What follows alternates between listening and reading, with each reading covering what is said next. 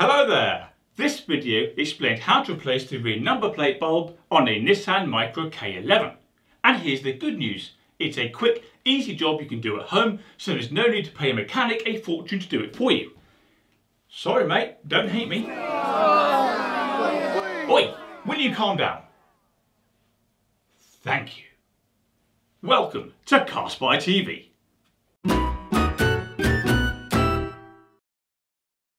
Right, here's how to annoy your mechanic and replace the number plate bulb on a Nissan Micra K11. First, open the tailgate so you can get a good view and work without crouching uncomfortably on the floor. Next, note that there are two number plate lights on this type of car. There's one here on its left, and there's one here on its right. Let's change the bulb on the right. Note then that the light is secured to the car by these two screws. So, loosen the screws.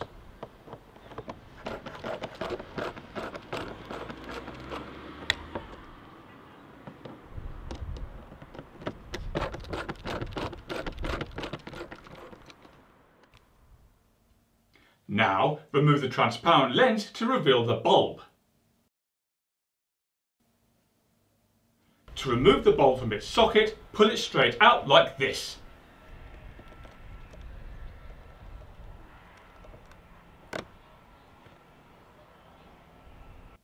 Okay, you now need to buy the correct type of replacement number plate bulb for your Nissan Micra K11.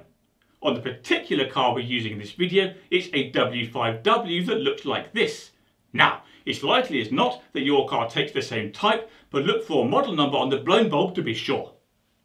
Next, push the new number plate bulb into the socket.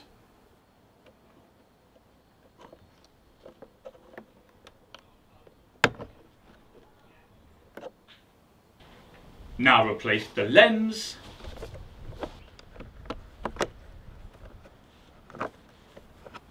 and tighten the screws.